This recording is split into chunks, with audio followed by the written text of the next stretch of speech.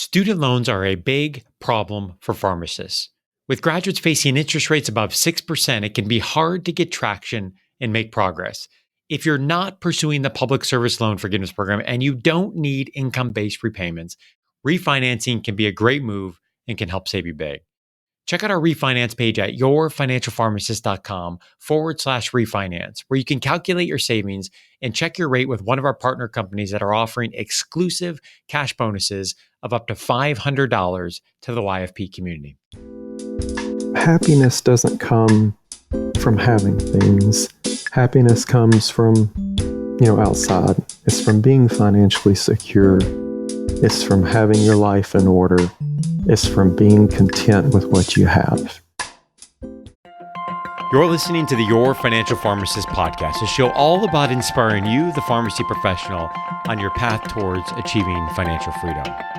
Hey, what's up, everybody? Welcome to this week of the Your Financial Pharmacist podcast. Excited for this episode. I've been wanting to talk about the FIRE movement for some time, FIRE standing for Financial Independence, Retire Early. And I'm glad to have the opportunity today to do that alongside of Jason Long, a pharmacist that retired at the age of 38. So Jason, welcome to the podcast. Thank you for having me. Excited to be here. And I have to start by telling our listeners, which I think is just an indicator of what FIRE is all about. When we were trying to schedule this interview, I think I first started out by proposing several dates and times, and your response was something along the lines of, hey, I'm retired. I can do this whenever. So here we are. And obviously flexibility of time and freedom of time is one of the positive aspects of financial independence, retire early. And we'll talk about that. And when I heard about your story that was published in the New York Times, and we will reference that and link to that in our show notes. And that story from the Times mentioning your retirement at the age of 38, you're leaving a job making roughly $150,000 a year. I thought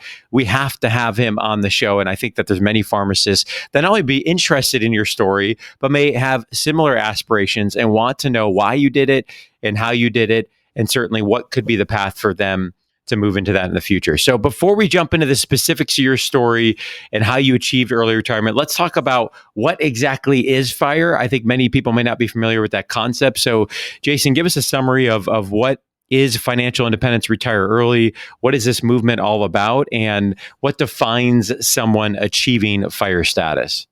Well, I don't know so much it's a movement as it is just a lifestyle choice that's starting to grow. I think people my generation and younger are becoming a little less interested in wealth accumulation and just living a meaningful existence. And the whole thing with being financially independent, retired early, is that you have saved up enough money to where the revenue from your investments will provide enough income for you to live on. That can be a small amount or that can be a large amount. It's just up to the individual.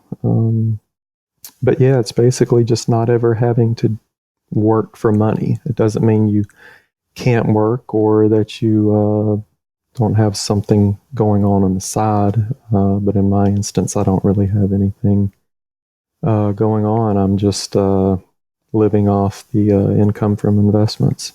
So, we'll come back later to talk about your withdrawal and how you're functionally doing this. But just to build off of what you said, is there kind of a specific rule of thumb in terms of, X amount is needed to be able to draw this much so that you can live off the savings, knowing that could be different from one person to another. But what typically is that definition in terms of what is needed to get to that point of achieving FIRE?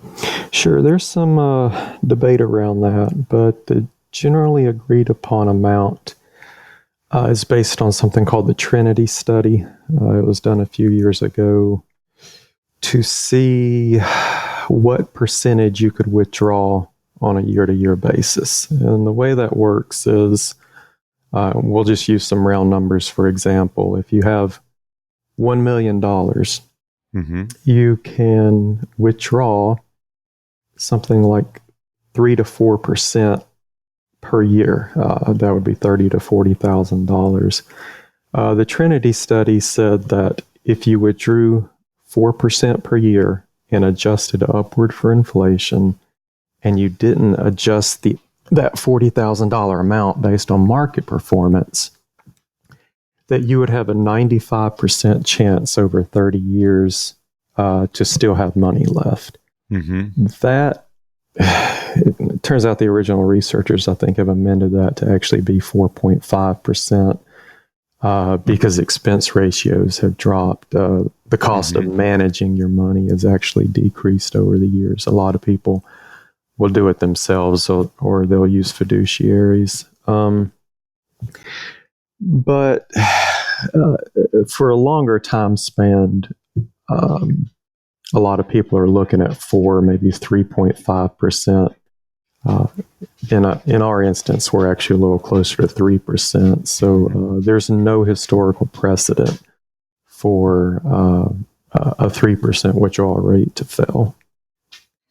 So, just again, for our listeners, taking a step back, the idea being here that you're building up some type of, nest egg, for lack of a better word, could be $1 million, could be $1.5 million, whatever, 2 million.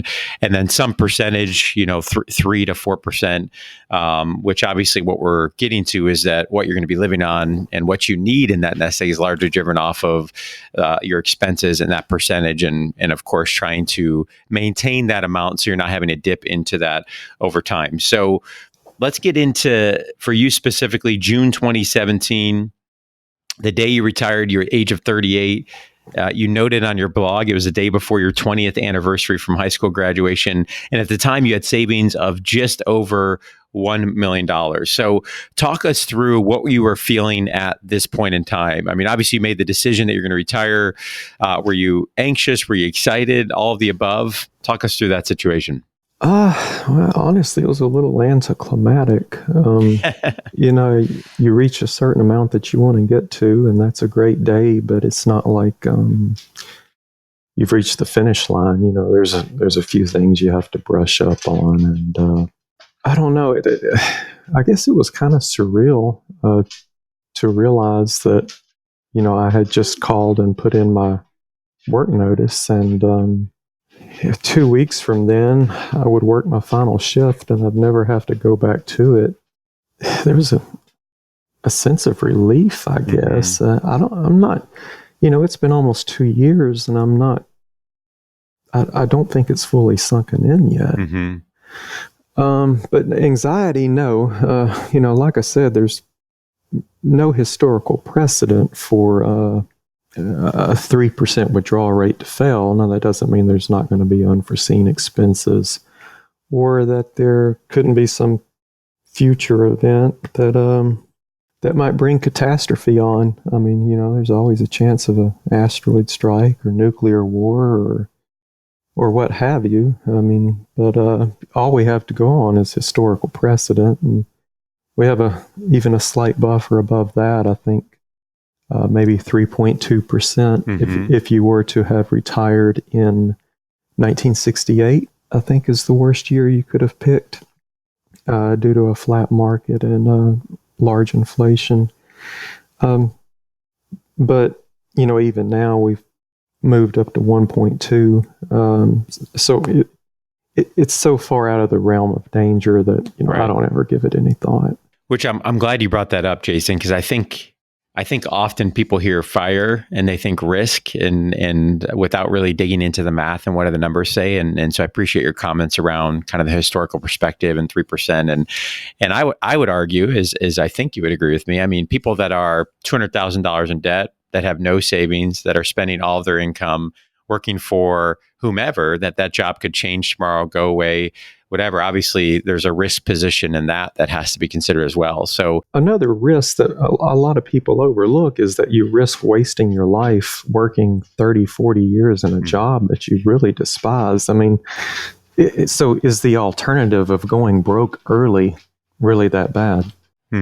Well, and I'll talk about this at the end, but I'm grateful to be in a position that I love what I do each and every day, and I know many pharmacists do, some do not, and so I think if for somebody for whatever reason does not, and there's not another opportunity that's available, or for whatever reason a transition can't happen, or maybe somebody has found themselves in a career path that wasn't necessarily a great fit, then I think, the fire option and really digging into the math, as we'll talk about here in a little bit, is certainly a viable option. But if nothing else, as I think about the financial independence, retire early, I'm passionate about financial independence, period, whether or not there's a retire early component of it. As I've talked about before on the show, having options and having flexibility is always a good thing.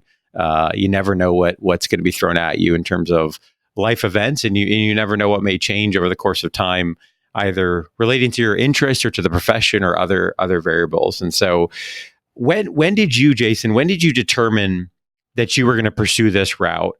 And talk us through not only when that moment was, or roughly that moment was, because obviously there had to be a timeline of planning to go into place to accomplish what you did, but also what motivated some of that decision to pursue early retirement. I think it was 2005. I was in my last year of pharmacy school, and I had kind of come to the realization that it wasn't exactly what I wanted to do in life. And, how I got to that point there is a different story altogether. But, I was putting some spreadsheets around, and I was just kind of curious. I was like, if I lived at the same standard of living that my parents had, but I made the amount of money that a pharmacist does, where would I be at financially at age 40, 50, 60, 65? Just running the numbers just to see. And I think I had assumed, I don't know what pharmacists were making. I think maybe 105, 110 a year. And, we grew up working class. I have, just my dad worked, my mom took care of the kids, but made about 35, 40,000 a year. And then I assumed maybe like 3% interest, which was pretty safe at the time, just based on a CD or whatnot.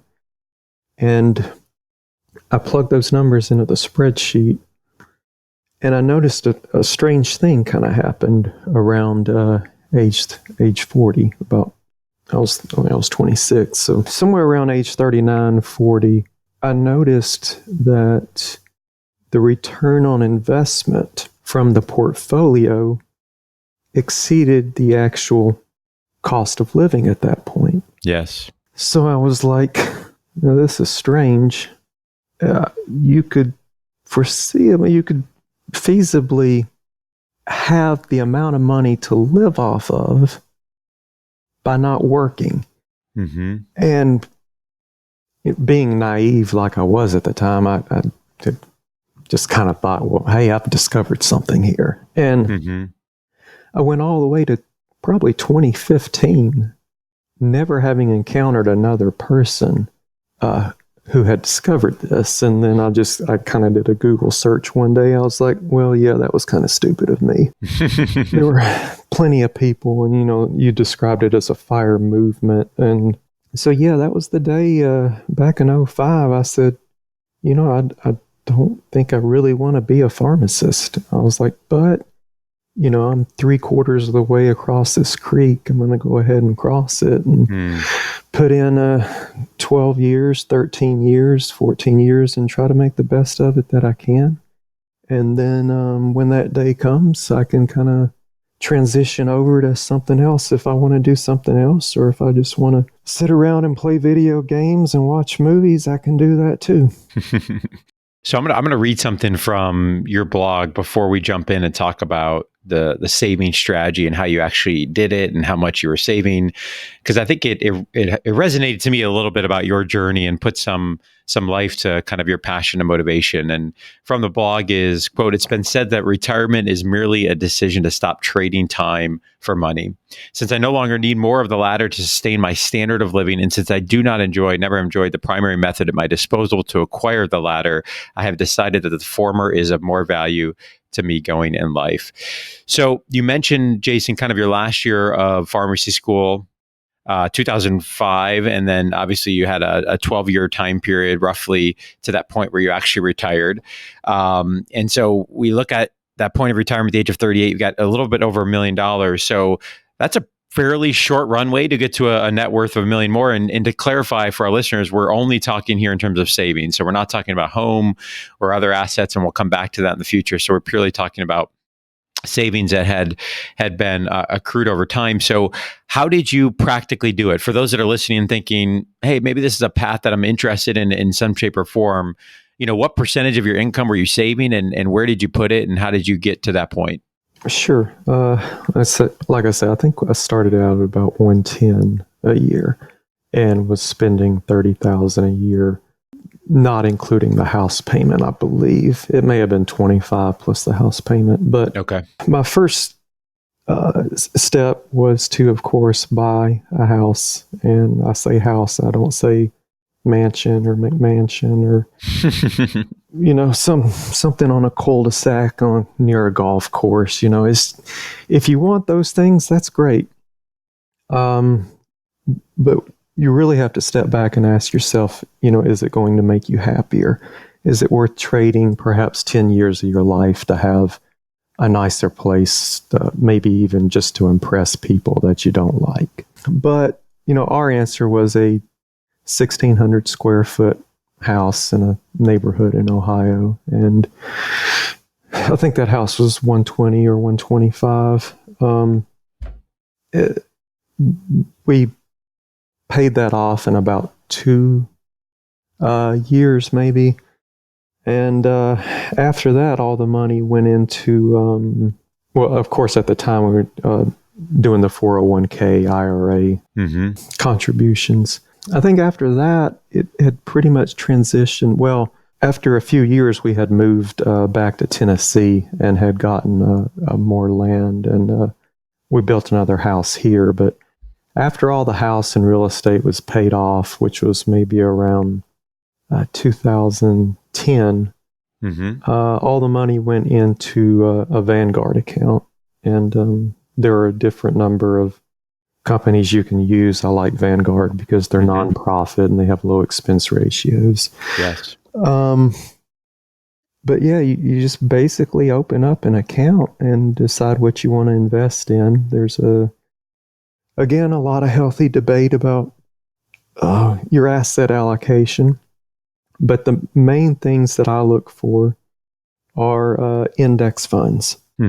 And that is basically just you can think of a mutual fund as being a collection of stocks, but an index fund is a collection of basically all stocks on an index, like an S&P or the Dow or the NASDAQ or whatever. Vanguard offers one called the VTSAX, or basically all U.S. stocks. So instead of trying to pick and choose or knowing or pretending that you know things about a company that you don't, you can invest in the market as a whole. And there's very little management that goes into that. Therefore, there's very little expense that Vanguard charges you to manage that fund. I think it's at like maybe 0.04% per year. But you open that up, and anything in excess of what you can contribute to your 401k and your IRA, we would put into that. I love the approach of low expense, and you mentioned the advantage of those coming down historically. I mean, we have, I personally have funds 0.03, 0.04, 0.05, 0.06. And so you, I think on the blog I saw you rep basically 3 major funds, roughly 60% in a U.S. stock index fund, 20% in an international index fund, and 20% in a municipal bond index fund. So keeping it simple, keeping the expenses down. So am I correct then, as I look back and hear you say making over $100,000 a year, obviously started at 110, that went up, your expenses roughly $30,000 a year. So you were saving north of 70% of income, or were there other expenses not accounted for? No, it was about 70% per year. Okay. I think it's probably important some people are going to be listening to this and pulling their hair out over 30,000 a year. That's not probably feasible out on the coast. Sure. If you're in New York, LA, Silicon Valley, whatever you're listening to, you're paying 30,000 a year probably in just rent. But the cost of living, out in rural Tennessee is a lot lower. So yeah, I think we started out maybe about 30,000. It may have moved up to about 36,000. Okay. One of the things you have to watch out for is something called lifestyle inflation. That's where you're starting to make more money, and then you start to get more tempted about buying things that, maybe you want and don't really need. So you just got to make your choices there. Yeah, and I know you're very well, obviously versed in this, and our community is as well. But I talk a lot about cost of living, as you mentioned, West Coast, Northeast, other cities, other areas. Obviously, even within Ohio, cost of living varies significantly from one part to the next. But pharmacist salaries don't adjust accordingly in terms of at least accounting or offsetting that. I mean, maybe slightly. For example, let's say average pharmacist salary in Ohio, let's say is 110, 115, maybe that's 120 to 125 to 130 out in California. But that percentage bump is nowhere near, obviously, the cost of living difference from rural Ohio, rural Tennessee to the West Coast. And as we think about retirement and what you need and coming up with that calculation, determining that number, that expense number is really what's driving that. So if you're making $100,000 a year and your expenses are $90,000 a year, that runway to retirement and what you need obviously is much, much longer. If you're making $100,000 a year and you determine that you can swing it either through strategically cutting expenses, cheaper on home, cheaper on car, strategically choosing where you live. Obviously, there's some sacrifice here in the equation, although we talked about what you're weighing that against as a potential pro, but that is a much different nest egg that you need. And obviously your situation of what you're living off of, I think highlights that perfectly. So I do want to highlight, Jason, to just build off of what you said. I mean, buying a relatively small home, affordable home, $125,000, paying that off quickly.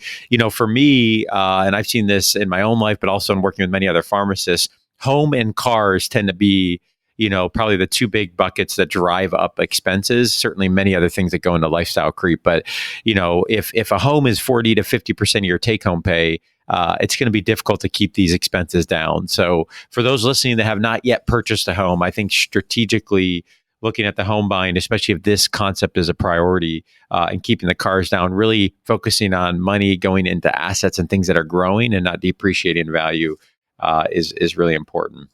Yeah. A lot of people don't realize that houses depreciate in value. There has been a lot of research on this. Land appreciates, houses depreciate. There's been a myth that home owning is an investment, and it's just not. At best, you can probably hope to break even. Yep. And that's fine. I'm not judging how other people live. But to get philosophical about it, people need to ask themselves, like I said, are they going to be happier having a large house? George Carlin, comedian, and once said, and I'll clean this up a bit for the podcast. He said, we don't have the explicit rating, so I appreciate that. Yeah. He said, people buy stuff they don't need with money they don't have to impress people they don't like. Mm-hmm. And when you realize that happiness doesn't come from having things, happiness comes from, outside. It's from being financially secure. It's from having your life in order. It's from being content with what you have. When you realize that, and you realize that you're probably not going to be that much happier in a $500,000 home versus a $100,000 home, that opens up all sorts of possibilities for you. The house and the car, if you're the kind of person who wants people to look at you and think highly of you and envy you because you're driving a $50,000 Lexus, that's fine. I'm not going to judge how that person lives, but I guarantee that, the person driving that car is not any happier for having that car than someone who's driving a dependable $10,000 car. Absolutely. Great stuff there. I think a lot for our listeners to take away and reflect on there as they think about, their future plan and what matters most. And I would reference to our listeners, we'll link in the show notes, Jason, I mentioned earlier, often before we recorded, I mentioned you often when I ask a group, hey, have you heard of FIRE? Typically, I don't get a whole lot of hands raised, but when I say, hey, have you heard of Mr. Money Mustache? People are like, yes, I have. So I'm going to link to an article back from 2012. I know it's a very popular article, but really highlights the importance of looking at the math on this. And that article is called The Shockingly Simple Math Behind Early Retirement. And, essentially what Jason's highlighting in his own journey, what that article highlights is that saving a significant percentage of your income and keeping your expenses down really changes the projected timeline to retirement. So, for example, saving 50% of your income towards retirement can move that timeline of retirement from 50 years down to less than 20 years. So again, for you, when you talk about your journey and putting numbers into a spreadsheet, whether it's looking at an article like this, I think it's a matter of doing the math, looking at the expenses and asking yourself some more of those philosophical questions that you had talked about. Yeah, let me say one other thing. Like people who question whether or not they want to live on $30,000, $40,000, $50,000 a year or whatever, it's good to remember that $30,000 a year is higher, gives you a better standard of living than 99% of people who have ever lived on Earth. And if you find that, I don't think I could live that cheap, then that statistic should probably tell you might be a good idea to reevaluate your position in life. Yeah, Jason, I'm so glad you said that. One of the point of comparisons I often use, because I think it's helpful for pharmacists to shift the point of reference away from peers, because it's not a helpful comparison. Comparison is the thief of joy. Yes. And often I'll talk with residents that, resident salaries have actually come up, some in the mid 40s, low 50s. And I'll hear things like, I can't save anything. I can't make any headway in my student loans. And I get it. Cost of living is different.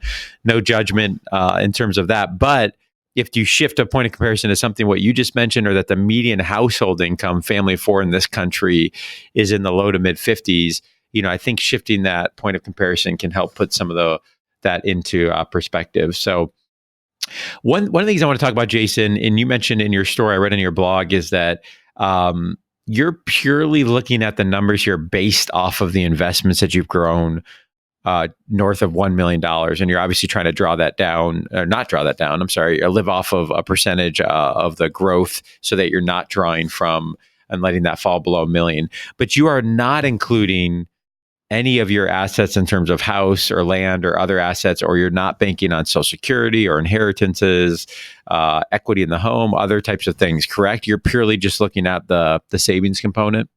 Yeah, I would say, equity in the home would be an absolute last resort, absolute worst case scenario, not even historical precedent, but, an unprecedented territory.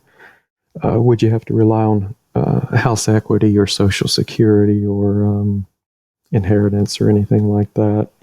I fully expect those things to be there, but I'm just not going to rely on them. Okay.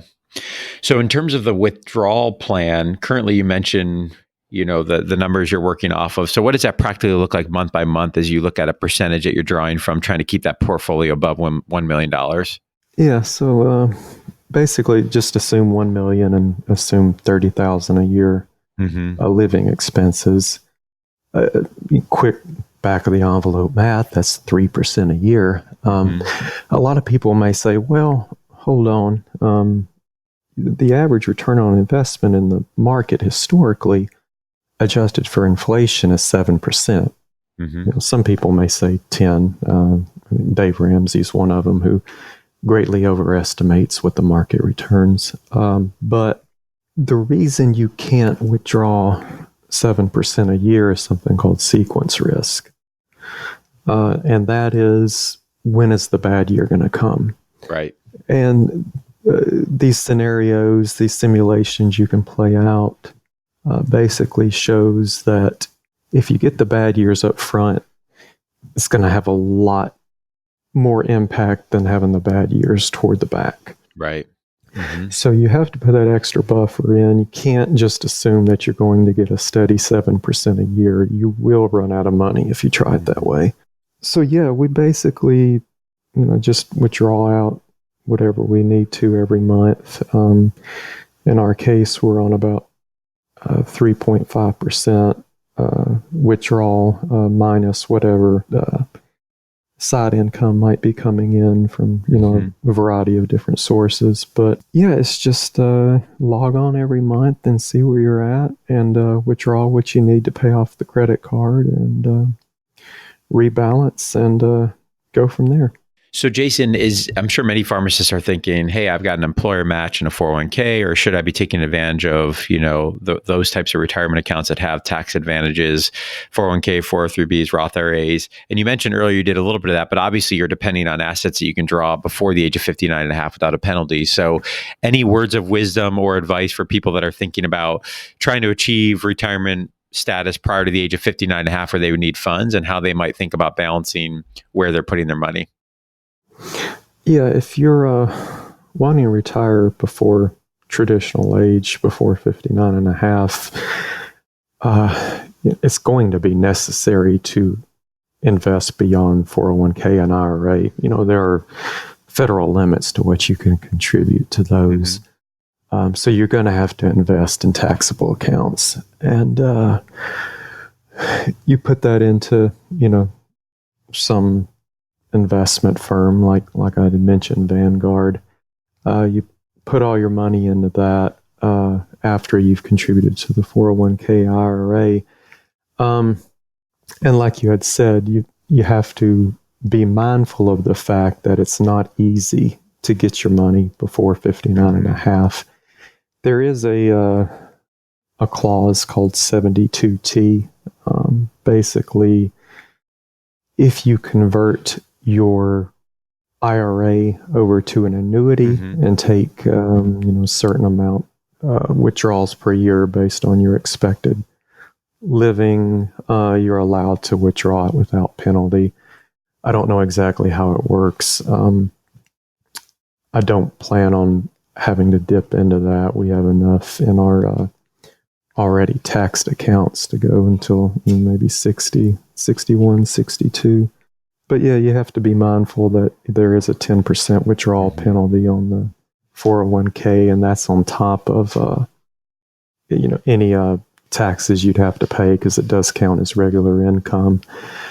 I'm probably not the best person to ask about all that. I mean, I'm of course not a financial advisor, but you just have to be mindful that you're going to have to pay penalties if you withdraw the wrong way, and that's going to increase your cost of living. Yeah, and I think the takeaway there for our listeners is to be thinking about those logistics in advance and where you're putting your money and some of the tax implications and things, if this is a desire that they have to retire before traditional age. So Jason, one of the counter arguments to the FIRE movement is, you've got 50 plus years of living and, satisfaction from work and social connections from work and fulfillment. And won't you get bored, that type of a thing, which I know is a very individualized situation and really depends on current fulfillment from work and hobbies and other types of things. So talk us through a little bit of that and, what you're currently doing with your time and hobbies and interests and things that you're working on and exploring.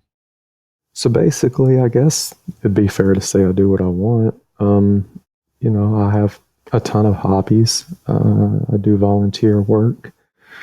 I have picked up a lot more of the housework and errands and things like that since I've left. I've been able to spend more time with family.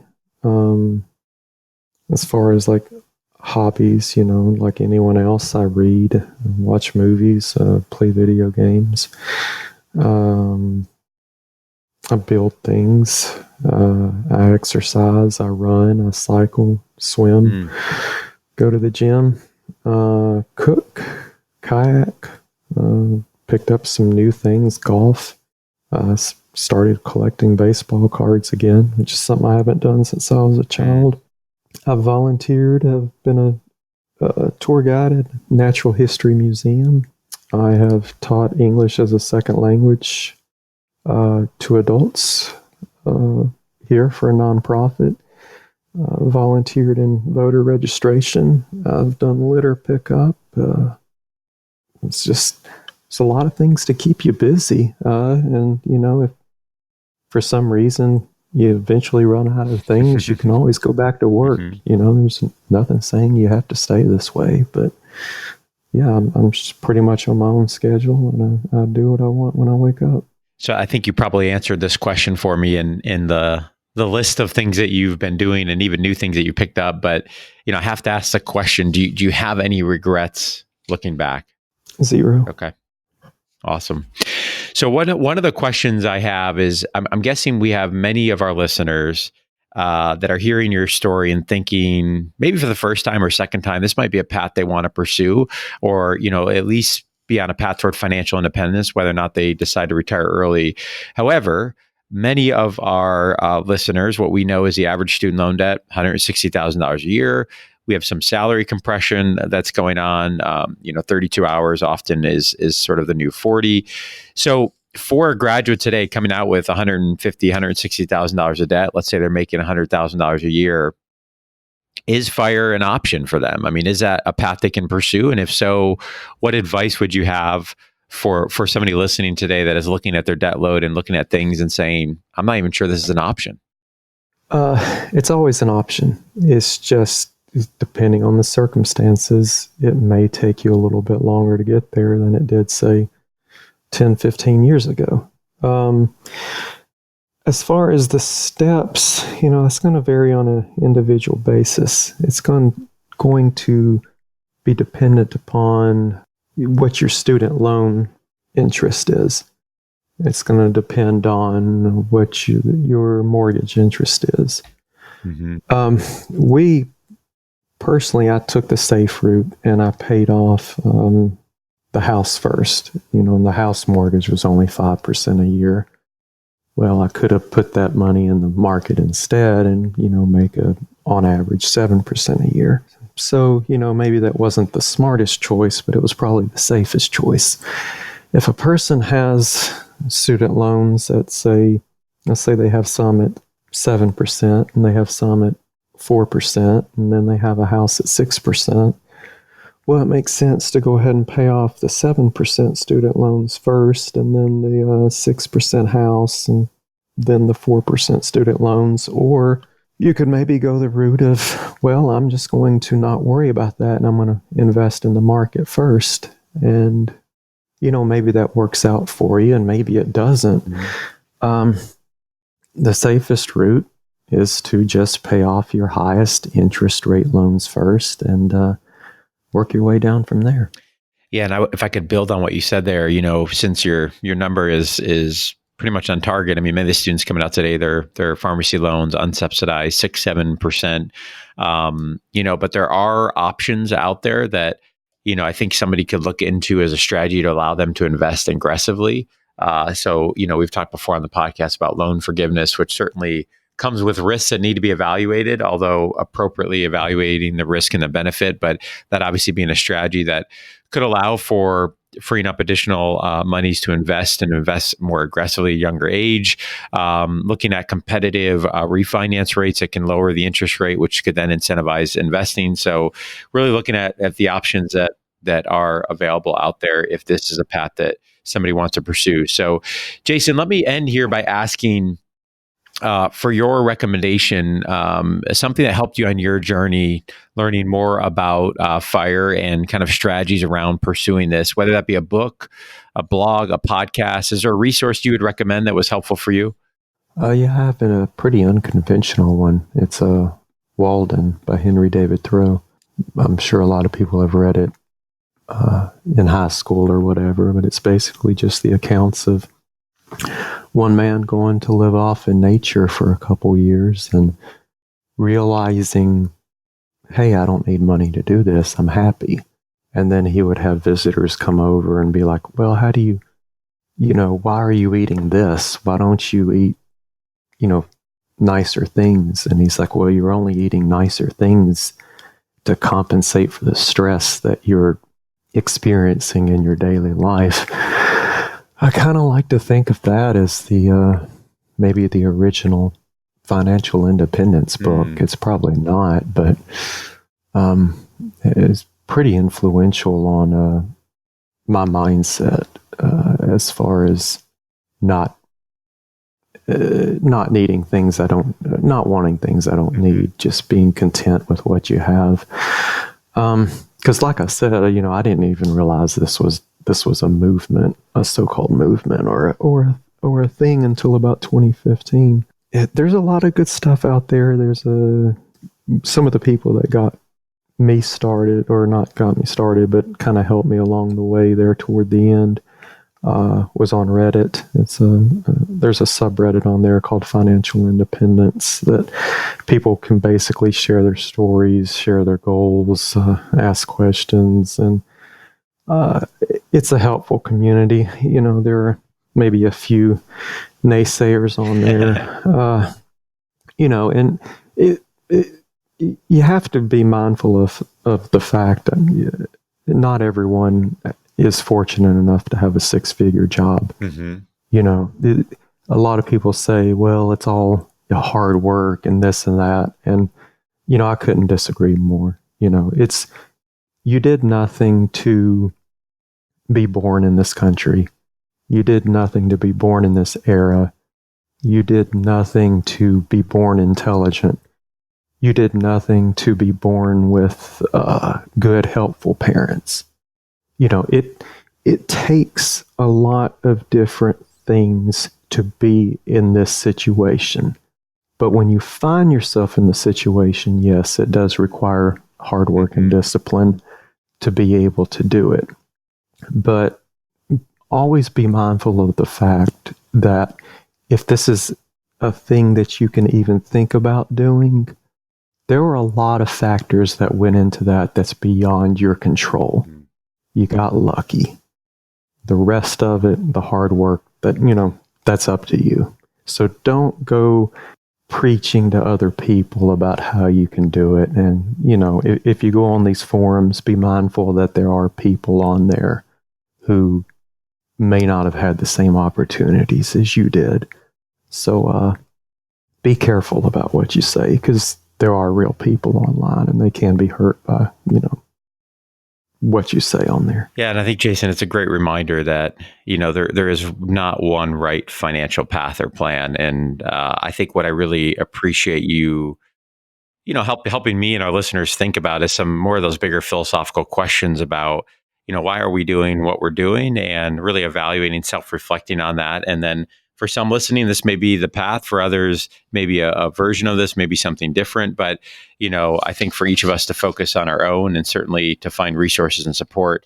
But in no way do we have to judge the path that others are taking. So, Jason, I appreciate the time that you've given here. I appreciate you sharing your story with our listeners. And I wish you the best of luck going forward. I enjoyed it. Thank you.